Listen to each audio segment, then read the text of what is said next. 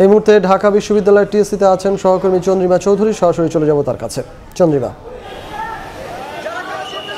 সপ্তম দিনের মতো আজ ঢাকা বিশ্ববিদ্যালয়ের টিএসসি চত্বরে চলছে বন্যার্তদের জন্য ত্রাণ সংগ্রহের কার্যক্রম এবং এখানে বিভিন্ন স্থান থেকে মানুষ আসছে শুকনো খাবার এবং অর্থ দিয়ে যাচ্ছে।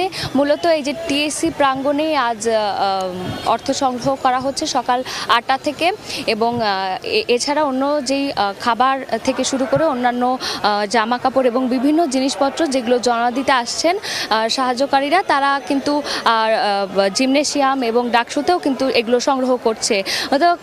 গতকালকের হিসাব অনুযায়ী যদি বলি যে গতকাল রাত 8টা পর্যন্ত কিন্তু সকাল 8টা থেকে রাত 8টা পর্যন্ত কিন্তু এই বন্যার্তদের সহযোগিতায় ত্রাণের অর্থ উত্তোলন করা হয়েছিল প্রায় 51 লক্ষের মতো। আজও কিন্তু সকাল থেকে শুরু হয়ে গেছে এই অর্থ সংগ্রহের কার্যক্রম। একই সাথে তারা আমাদের যেটা বলছিলেন যে প্রচুর পরিমাণে তাদের এখানে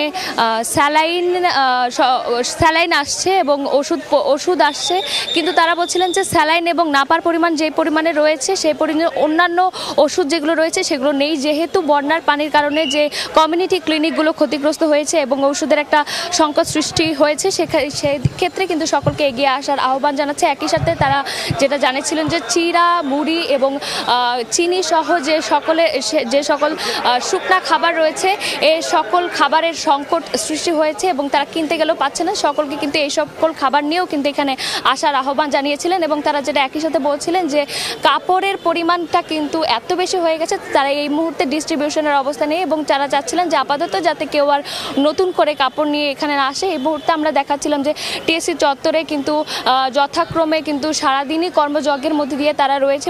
প্রচুর পরিমাণে খাবার পানি এখানে মানুষ নিয়ে আসছে এবং একই সাথে কিন্তু হিউম্যান চেইন তৈরি করে তারা একদম মূল ফটক থেকে ভেতর পর্যন্ত ক্যাফেটেরিয়ায় তারা বিভিন্ন ধরনের খাবার, যেমন শুকনো খাবারের মধ্যে রয়েছে চিড়া, মুড়ি এবং শিশু খাদ্য।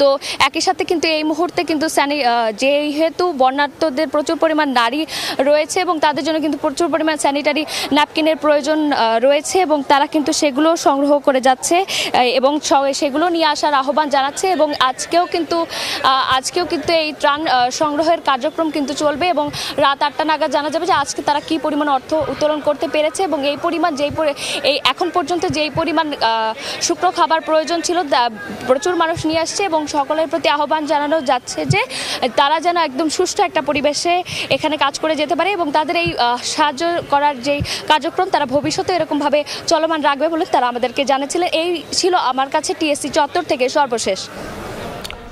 ঢাকা বিশ্ববিদ্যালয় টিএসসি প্রাঙ্গণ থেকে আমাদের সঙ্গে যুক্ত হয়েছিলেন সহকর্মী চন্দ্রিমা চৌধুরী।